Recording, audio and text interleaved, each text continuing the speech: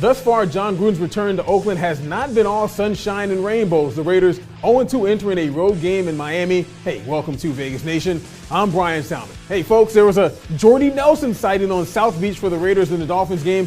Derek Carr hits Nelson on the second play of the game, 61 yards, then 2 plays, and 12 yards later, it was Nelson with his first touchdown in silver and black. 7-0, the Raiders were up and rolling after a 25-yard field goal gives Oakland a 10-7 halftime lead, and then a 17-14 lead going into the fourth quarter after beast mode launched in from 1 yard out.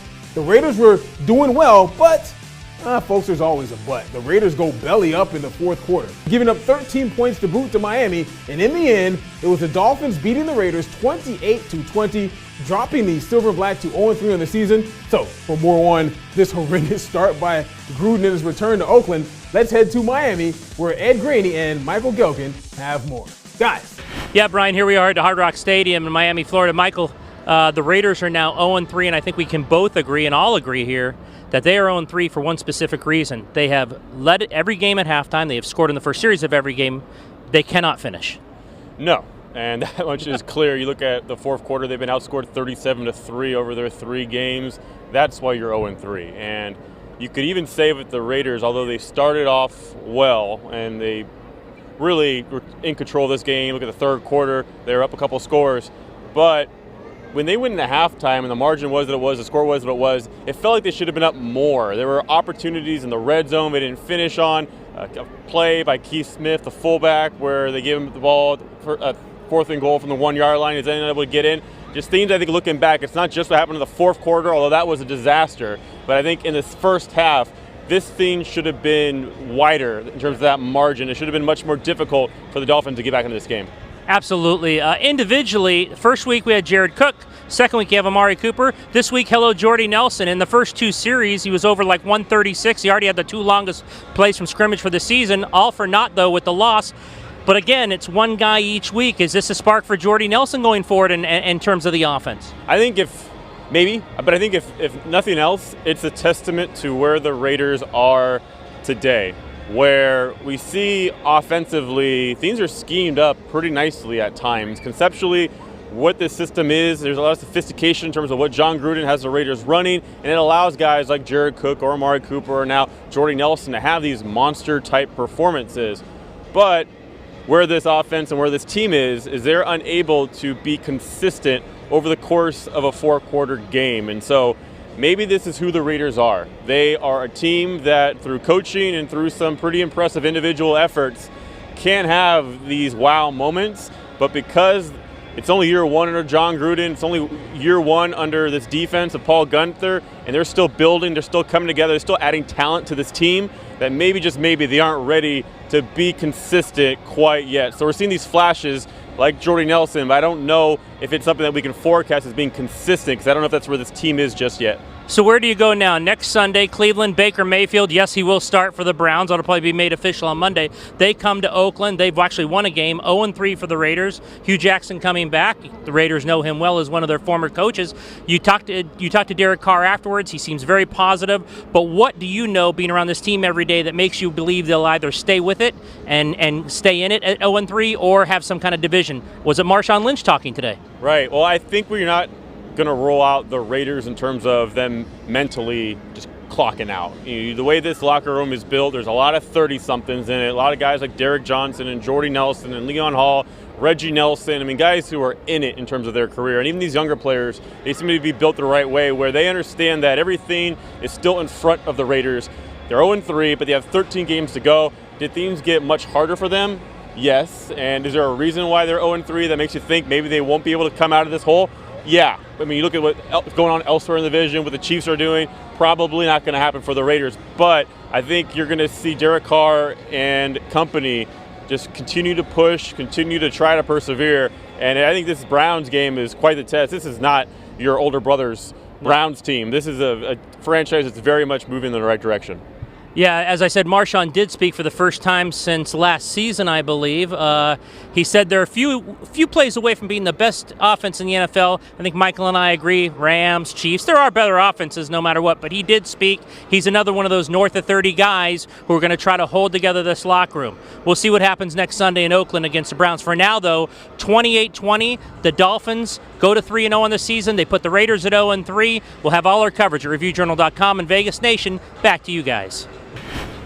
All right, guys, thank you very much. As always, joined in studio by Gilberto Manzano, NFL writer here at the Las Vegas Review-Journal. But Gilbert, before we get into what happened to the game, MARSHAWN Lynch spoke for the first time in, I know, forever. He wasn't there just to not get fined. Here's what he had to say about the game versus the Dolphins. I think it's more so just as a football player than a team player. Because, I mean, we all know what we're capable of. And, I mean, at any given moment, like I said, though, we just play away from it. And most of our players is playmakers, so it only takes to step out of one tackle or, that one juke move or a spin move, and, we have a different ball game. Gilbert, another game in which the Raiders, they're 3-0 at the half this season. That doesn't count, though. It doesn't count, unfortunately for them. Overall, this offense, it seems like every week they're taking steps forward little by little, but then they fall apart. But, MARSHAWN Lynch had a good game. Other than that, Jordy Nelson obviously had a great game in the first half, but that's first half stories. It's time to have a good second half. Yeah, like as you said, John Gruden hasn't been coaching for a while. It's been 17 years since he's got a victory. Did well in the preseason, hasn't done well in the regular season. And you kind of alluded to it. Do you think it may have something to do with the fact that he hasn't been around the game as long as a head coach, and the fact that in the second half, they just don't make adjustments after teams make adjustments towards them? Yeah, now you got 3 games to look at film now. I think it is on John Gruden not knowing what's going on, because when it comes to the game opening drives, he's getting points. He's doing great. Today, Jordy Nelson quick, and these Raider drives sometimes take a while, but Jordy Nelson up the field, up the middle, he kind of got some openings there, so that was great. But when it comes to adjusting to the adjustment from the coaches, like last week was Vance Joseph, today Adam Gase, he's not doing it. He's not putting, getting these drives where people are getting easy looks. You're moving up the field real quick. Everything's looking smooth. Everything seems like it takes a while to get that long game. You're kind of just moving along. People are tired. It takes 10 minutes to get a drive going. It's just so slow out there. And then you end up with no points. Yeah, and 0 points. You throw an interception, you take a big sack, and you're out of field goal range. So John Gruden's play calling is not there yet. So far we've seen in the first half looks great. But for these coaches who are watching John Gruden, they don't know what to expect either, because he hasn't been coaching for 10 years. So maybe they're cut off guard, but then they make the adjustment. Yeah. John Gruden has not done that yet. And how about MARSHAWN Lynch? It seems like every week he comes out, he's averaging like between 3.2 to 3.7 yards per carry with a touchdown, doing pretty well, but then he's not getting enough carries, it seems. Yeah, today they picked it up. He had 19 carries, but it's always the same stat line, 65-something yards and a touchdown from the 1-yard goal line. Yeah. But I feel like they need to get them more in rhythm. They did a little better today. But remember, there was a key fourth and goal and short to get points again. It was early in the game, but that still affected the outcome. And you go to the fullback again, Keith Smith, instead of your guy, MARSHAWN Lynch. So, when you're there, if you're going to risk it, go with your big bell cow. MARSHAWN Lynch needs 3 guys to be dropped. So they went away from him. The running game is still an issue, but hopefully John Gruden sees that the running game is still there. Maybe he really uses that next week. MARSHAWN Lynch has to be thinking for his career, what does a guy have to do? What do I have to show you to give you confidence to give me the ball when you need 1 yard? But if he's a positive guy, he's like, hey, I could lose a game in September, not Super Bowl where Pete Carroll avoided me. You can be positive there, right? Yeah, you can keep the glass half full. And lastly, I can't keep the glass half full any longer with this. Through 3 games, the Raiders have not 1, not 2, 3 sacks on the season. You don't want to keep coming back to Khalil Mack, but Khalil Mack has at least that many sacks by himself. Yeah, I'm sure you could get that in a quarter if you wanted to. But it's tough. Today I'm not going to knock the pass rush as much, because Tannehill and those speedy wide receivers get everything going so fast. Like, the opposite, the Raiders take forever to get a drive going. This is true. These Dolphins and Adam Gase like to move around real quick, and Tannehill is really mobile. But when you got Albert Wilson doing all these gadget plays, it's kind of hard to get to the quarterback. But yeah, the D-line for the Raiders is going to be a problem all season. They're not getting production from the young guys. I know Arden Key had a big hit earlier this game, but it's just when you got that trio you wanted from P.J. Hall, who's hurt, but Mo Hurts hasn't really done much, and then where was Bruce Irvin today? I don't think I heard Bruce Irvin's name called today. And then the secondary, usually I was saying pass rush not a bad, secondary okay. The secondary was not great today. They couldn't keep up with Albert Wilson and Kenny Stills and Amendola and Devontae Parker. There were so many weapons that today the secondary got exposed. And just really quickly, kudos to the Dolphins coaching staff for calling up that play, dialing up that little razzle-dazzle for the touchdown. I mean, that was a pretty good play, and it caught the Raiders off guard in a big way, didn't it? Yeah, definitely. That kind of changed momentum. I think the game was, I think the Raiders were still leading at that point. Yeah, they were up 3. It was 17-14, and then it became 21-17, and it kind of went downhill from there. Yeah, all right. Well, Gilberto Manzano, never going downhill, always going uphill. My guy, the Las Vegas Review-Journal NFL writer. Good work, my man. Thank you, Brian. All right, so after playing 2 of 3 games on the road to begin the season, the Raiders return home for the Browns on Sunday. Think about this.